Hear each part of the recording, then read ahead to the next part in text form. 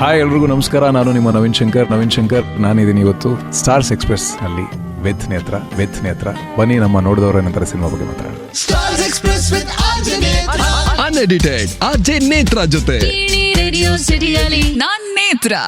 ಕಥೆಗಳು ಕೇಳ್ತಾ ಇರ್ತೀರಾ, ಒಂದು ಜಡ್ಜ್ಮೆಂಟ್ ತಗೋಬೇಕಾಗತ್ತೆ. ಇದು ಚೆನ್ನಾಗಿ ಬರುತ್ತೆ, ಚೆನ್ನಾಗಿ ಬರಲ್ಲ ಅನ್ನೋಂಥದ್ದು. ಸೊ ಅದಕ್ಕೆ ನಾನು ಪ್ರೆಷರ್ ತೊಗೊಳಕ್ಕೆ ಹೋಗಲ್ಲ.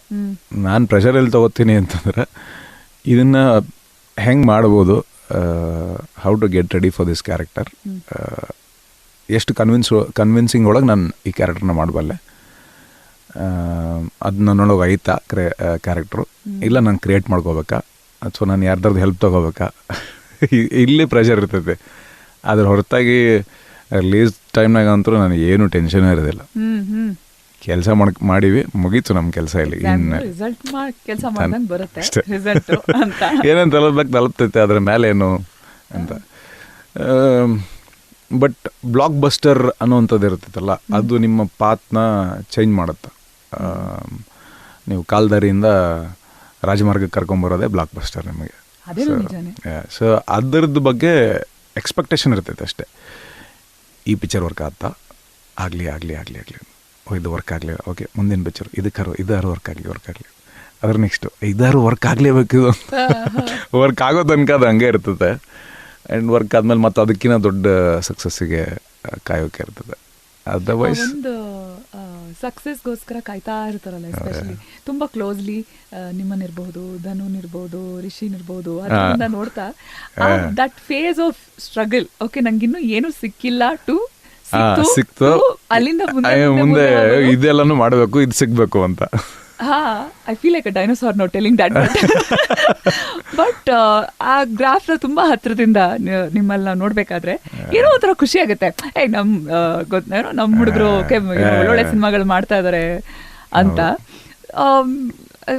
ಬಟ್ ಆ ಸ್ಟ್ರಗಲ್ ಪೀರಿಯಡ್ ಇದೆಯಲ್ಲ, ಎಷ್ಟು ಪಾಸಿಟಿವ್ ಆಗಿ ಮೇಂಟೈನ್ ಮಾಡಬೇಕು. ಇಲ್ಲ ನನಗೆ ಹಾಗೆ ಆಗುತ್ತಿದ್ದು, ಇವತ್ತಲ್ಲ ನಾಳೆ ಆಗುತ್ತೆ. ಆ ವೇಟಿಂಗ್ ಪೀರಿಯಡ್, ಆ ಫ್ರಸ್ಟ್ರೇಷನ್ ಪೀರಿಯಡ್, ಅಥವಾ ಕಾನ್ಫಿಡೆಂಟ್ ಆಗಿ ಅಕ್ಕಪಕ್ಕದವ್ರು ಯಾರೋ ಹೇಳ್ತಿರ್ತಾರೆ, ಸುಮ್ಮನೆ ಕೆಲಸ ತೊಗೊಂಡ್ಬಿಡೋ, ಬೇಕಾ ನಿಂಗಿದೆಲ್ಲ ಅಂತ ಹೇಳೋರು ಇದ್ದೇ ಇರ್ತಾರೆ for sure.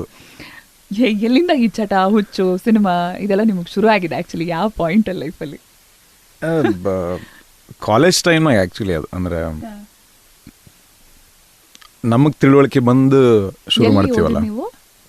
Bagalkot PUC Basaveshwara science college, 10th ತನಕ ಅಲ್ಲಿ ನಮ್ಮ ಇಳ್ಕಲ್ ಎಶ್ವಂ ಸ್ಕೂಲ್ ಒಳಗೆ ನಮ್ಮ ಕನ್ನಡ ಮಾಸ್ತರ್ ಮಲ್ಲ ಮಾಸ್ತರ್, ಆಮೇಲೆ ಮಾಟ್ರು ಸರ್ ಅಂತ ಒಬ್ರು ಇದ್ರು.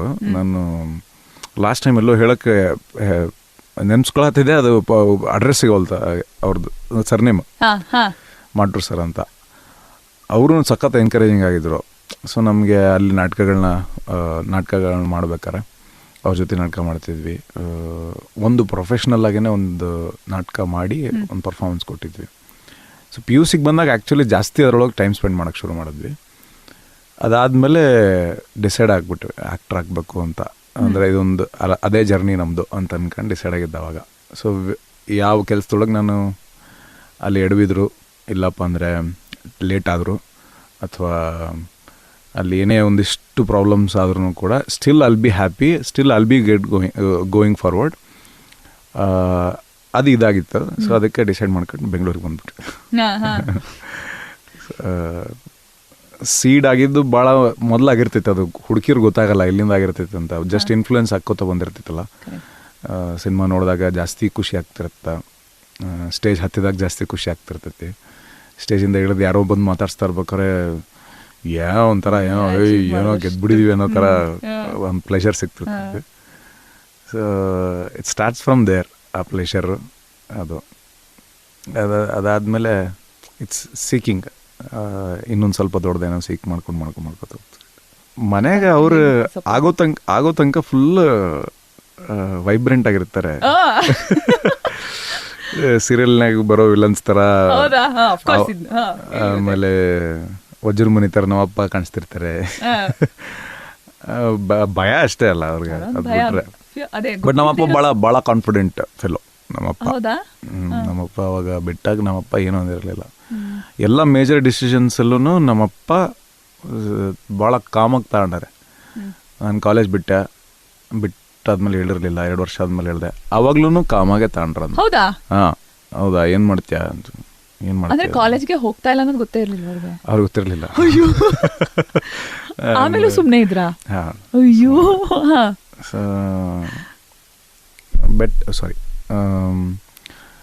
ಬಿಟ್ಟಿನದು ಗೊತ್ತಾದ್ಮೇಲೆ ನಮ್ಮವ್ವ ಮಾತಾಡೋದು ಬಿಟ್ಟಿದ್ಲು ಸ್ವಲ್ಪ ದಿವಸ ನನ್ನ ಜೊತೆಗೆ.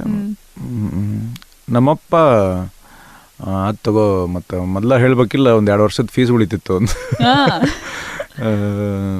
ಸರಿ, ಏನು ಮಾಡ್ತೀವಿ ನೋಡೋದ್ರಾಗೆ, ಮಾಡು, ಚಲೋದನ್ನ ಕೆಲಸ ಮಾಡು ಅಂತ ಅಂದ್ಬಿಟ್ಟು ಹೇಳಿದರು.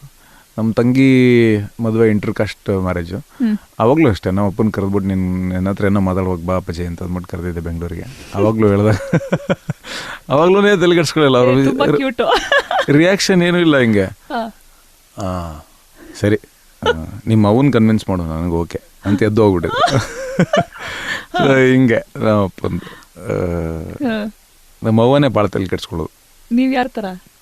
ನಂದು 2 ಪ್ರಾಪರ್ ಮಿಕ್ಸ್. ನಂದು ಮಿಡಲ್ ಗ್ರೌಂಡ್ ಅಲ್ಲಿ ಇದೀರಾ? Middle ground. ನಮಗೆ ಸಂಬಂಧಗಳು ಅಂತ ಬಂದಾಗ ನಮ್ಮ ಅವ್ವನ ಥರ ನಾನು. ಅದು ಸ್ನೇಹಿತರಾಗಿರ್ಬೋದು, ಮಾಡ್ಬಿಟ್ರು ಸ್ನೇಹಿತರು, whether it is girl friend, whether it is work relationship ಆಗಲಿ ಅಥವಾ ಯಾವುದೇ ಇದ್ರೂ ನಮ್ಮ ಒಂಥರ ಸ್ವಲ್ಪ ಎಮೋಷ್ನಲ್.